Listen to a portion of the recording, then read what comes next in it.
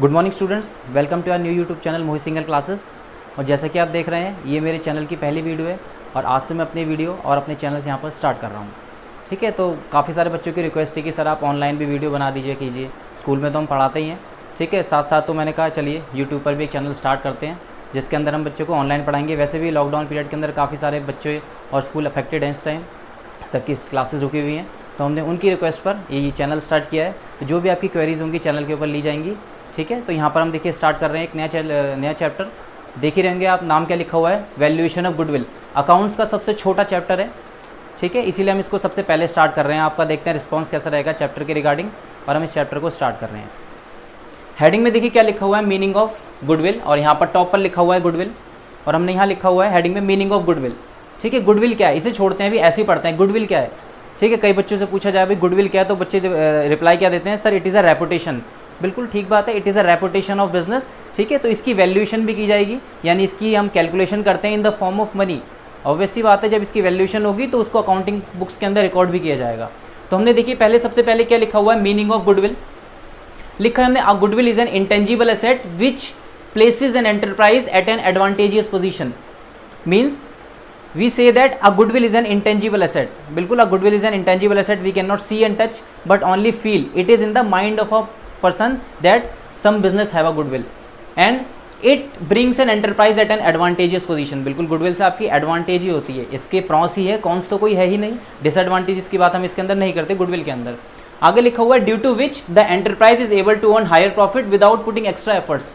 Obviously बात है, अगर किसी बिजनेस की गुडविल बहुत ज़्यादा है तो उसको बिना एफर्ट्स के, बिना कोई एक्स्ट्रा एफर्ट्स को मार्केट के अंदर एक एडवांटेजियस पोजीशन बनाने का मौका मिलता है। ठीक बात है, वो मेहनत थोड़ी करते हैं लेकिन उनको आउटपुट थोड़ा सा ज़्यादा दिखाई देता है, तो इसीलिए हम ये बोलते हैं higher profits without putting extra efforts. ठीक है, आपको प्रॉफिट ज़्यादा मिलता है और एफर्ट्स आपके बहुत थोड़े होते हैं। ठीक है, अब देखते हैं यहाँ पर क्या है गुडविल के बारे में, कि नीचे लिखा है कि गुडविल भी कितने कितने टाइप्स की हैं। तो फर्स्ट हमने लिखी है यहाँ पर परचेज्ड गुडविल। ठीक है, देखिए क्या है इसमें, it is that goodwill which is acquired a firm for consideration whether paid in cash और इन काइंड। ठीक है, तो यहां पर क्या लिखा हुआ है, अ goodwill is acquired by a firm for consideration. बिल्कुल, अगर आप कोई बिजनेस करने की सोच रहे हो और आपको लगता है मैं इस बिजनेस अकेले वैसे नहीं कर पाऊंगा, नया बिजनेस खोलूंगा तो मेरा डूब जाएगा, तो क्यों ना मैं किसी का परचेजिंग यानी कि किसी का एग्जिस्टिंग बिजनेस परचेज कर लेता हूं। तो ऑब्वियसली बात है, जब आप किसी का एग्जिस्टिंग गुडविल परचेज करोगे तो आपको उसकी गुडविल भी परचेज करनी पड़ेगी। ठीक है, और उसकी गुडविल परचेज करोगे तो आपको उसको पेमेंट भी करना पड़ेगा। ठीक है, आप चाहे पेमेंट कैसे करो वो आपके ऊपर है, वेदर पेड इन कैश और इन काइंड। आप पैसे दे दो, आपके पास पैसे नहीं है तो जैसे ही दूसरी पार्टी मांगती है आप उस तरीके से उनको पेमेंट कर दो, लेकिन पेमेंट तो करनी पड़ेगी। ठीक है, तो पहली बात आती है परचेज गुडविल की, आपने गुडविल खरीद ली, आपने खुद नहीं जनरेट करी, आपने अपनी तरफ से कोई एफर्ट नहीं लगाए थे गुडविल को जनरेट करने के लिए, फर्स्ट। सेकंड आता है हमारा इसके अंदर नॉन परचेज गुडविल, यानी कि सेल्फ जनरेट गुडविल। ठीक है, तो यहाँ पर क्या है, आपने क्या करा इस गुडविल के अंदर, आपने गुडविल कोई परचेज नहीं किया है, आपने इस गुडविल को खुद जनरेट किया है। ठीक है, ये सेल्फ जनरेटेड गुडविल है, आपने खुद एफर्ट्स लगाए और खुद गुडविल को जनरेट किया गया है बिजनेस के अंदर।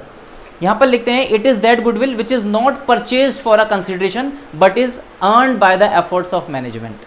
ठीक है, ये आपने खुद अपनी मेहनत से आपने बिजनेस को शुरू किया था और आपने अपनी गुडविल खुद जनरेट की थी।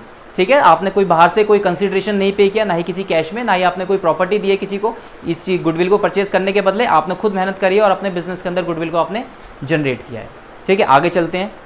तो देखिए हमारे बोर्ड पर थोड़ा सा स्पेस कम है, तो हम इसे मैं रब करके जरा आगे का लिख देता हूँ। ठीक है, वरना लिखने में हमारा थोड़ा सा टाइम खराब होता है, तो वीडियो में आप देखेंगे तो एकदम से लिखा हुआ आपको दिखाई देगा बोर्ड के ऊपर। ठीक है, now the next heading of goodwill is features और characteristics of goodwill. Okay, we have understand the meaning of goodwill, we have understand the self-generated goodwill as well as purchased goodwill. Now the next heading is features or characteristics. Let's see. The first feature is it is an intangible asset. It is already mentioned in the definition that it is an intangible asset. It cannot be observed, it cannot be seen and it cannot be touched. Only it resides in the mind of people. ठीक है, we cannot see that, हम देख नहीं सकते, touch नहीं कर सकते, महसूस कर सकते हैं सिर्फ गुडविल को। The second point is it can not be separated from an enterprise. Okay, it can not be separated from an enterprise. किसी भी गुडविल को उसके बिजनेस से सेपरेट करना इम्पॉसिबल है। आप नहीं कह सकते कि भाई ये आपका बिजनेस है, मैं आपकी गुडविल को यहाँ से निकाल के ले जाऊँगा, पॉसिबल नहीं है। आप उनसे प्रोडक्ट उनके निकाल के ले जा सकते हो, आप उनसे कोई परचेज़ कर सकते हो, कोई प्रोडक्ट कोई सर्विसेज आप उनसे ले सकते हो, लेकिन आप उनकी गुडविल जो है उसको आप उनसे सेपरेट नहीं कर सकते, ठीक है। Both the businessman and the goodwill are a single point. Then third is it helps in earning higher profits और super profits. This point says that goodwill helps in earning higher profits. बिल्कुल, goodwill अगर आपकी है तो आप higher profit कमाओगे ही कमाओगे, इसमें कोई शक नहीं है। और हो सकता है नॉर्मल प्रॉफिट की जगह आप सुपर प्रॉफिट भी कमा लो। कई कंपनीज हैं जिनकी मार्केट में गुडविल बहुत ज़्यादा है तो वो सुपर प्रॉफिट में जाती हैं, वो नॉर्मल प्रॉफिट में नहीं जाती, उनका एक्स्ट्रा ऑर्डिनरी चलता है और उनका सुपर प्रॉफिट चलता है। Then the fourth point is it is an attractive force which brings a customer in to old place of business. बिल्कुल, it is an attractive force which brings a customer in to old place of business. देखिए goodwill क्या है, goodwill एक attractive force है, यानी कि आप चाहकर भी जिस बिज़नेस की गुडविल है उससे हटकर किसी नए बिज़नेस के पास नहीं जाओगे।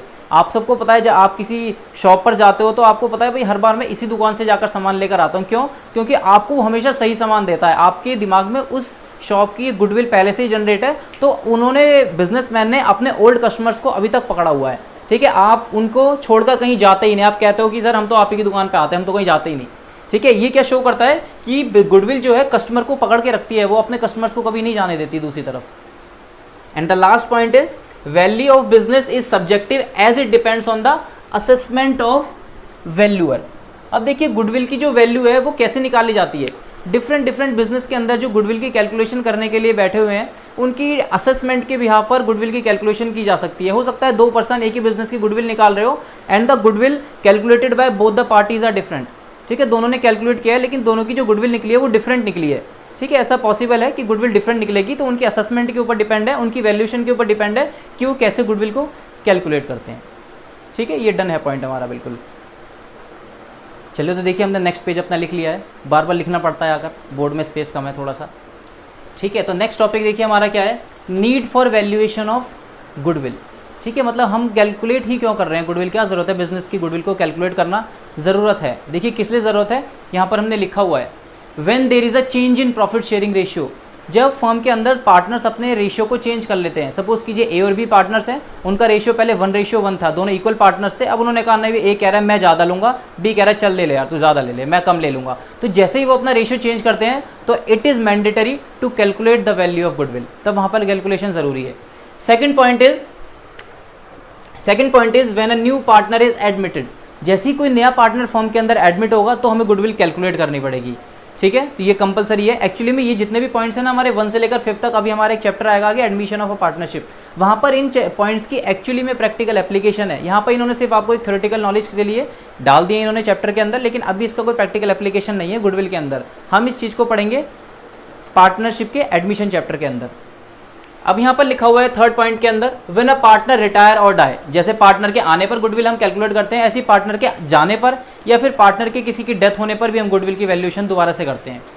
फिर आता है हमारा fourth point, when a partnership firm is sold as a going concern. आपने अपने चले चलाए बिजनेस को सेल कर दिया तो बहुत ज़रूरी है उसकी गुडविल को कैलकुलेट करना, क्योंकि पैसे भी तो लेने हैं दूसरी वाली पार्टी से, ठीक है। जिसको आप सेल करोगे तो आपको वैल्यूएशन करनी पड़ेगी, ठीक है। फिर आता है हमारा लास्ट पॉइंट फिफ्थ, व्हेन 2 और मोर फर्म्स एमलगेमेट। एमलगेमेट का मतलब होता है व्हेन 2 और more firms join hands to become 1, ठीक है। जब 2 फर्म एक दूसरे के साथ हाथ मिला लेती हैं और एक बन जाती हैं, ठीक है, तो उस केस में भी हमें उनकी गुडविल कैलकुलेट करनी कंपलसरी है। एक्चुअली में ये वाले जितने भी पॉइंट्स हैं हमारे 1 से लेकर 5 तक, इनका हमारा गुडविल चैप्टर के अंदर कोई भी एप्लीकेशन नहीं है, ठीक है। इनको हम देखेंगे कहाँ पर, जब हम एडमिशन पढ़ेंगे। तो यहाँ पर हम लिख देते हैं will talk in admission of partnership, admission of partnership, ठीक है। यहाँ पर हम अभी इसकी कोई बात नहीं कर रहे हैं।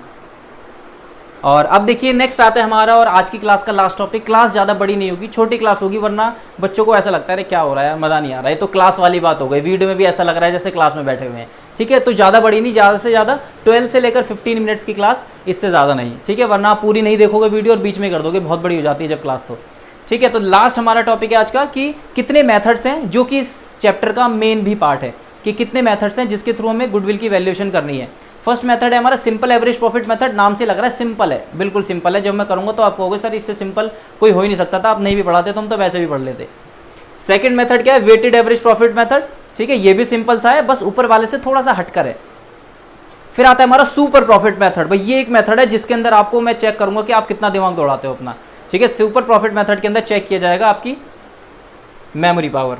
फिर आता है सेकंड लास्ट हमारा कैपिटलाइजेशन ऑफ एवरेज प्रॉफिट। देखिए जिसने ये वाला कर लिया एवरेज प्रॉफिट, उसके लिए ये वाला भी बिल्कुल लड्डू जैसा मेथड है, कैपिटलाइजेशन ऑफ एवरेज प्रॉफिट। आप कहोगे सर जब पहला बता दिया तो ये तो हम ऐसे ही कर लेंगे।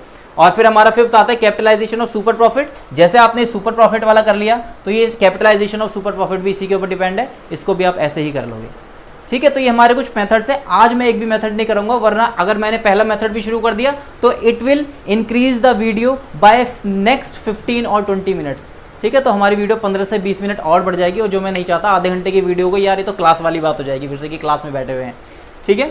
तो हमारी वीडियो सिर्फ इतनी ही रहेगी आज की, ठीक है। मैं जब आप देखेंगे वीडियो तो ध्यान से देखना, रिपीट करके देखना, समझना है तो 2-3 बार, और अपने दोस्तों को कहिएगा कि चैनल को सब्सक्राइब करें, देखें। जैसे जैसे मेरे साथ बच्चे जुड़ते जाएंगे मैं वीडियोस पोस्ट करता जाऊंगा। अकाउंट्स की डाली है अभी मैंने, अकाउंट्स पहले हम कंप्लीट करते हैं, धीरे धीरे इकोनॉमिक्स की भी डालूंगा साथ में, ISC बोर्ड की कॉमर्स की भी डालूंगा साथ में, ठीक है। उसके भी मेरे पास पूरे बने बनाए रखी हुई हैं चीज़ें। ISC बोर्ड की भी डालेंगे हम, कॉमर्स की, CBSE की, बिजनेस की भी डालेंगे धीरे धीरे। फिलहाल अभी हमने ये स्टार्टिंग की है, नेक्स्ट वीडियो आपको दोबारा से आपके सब्सक्राइब करेंगे तो आपके पास पहुंच जाएगी, ठीक है। Thank you very much, bye bye, Tata.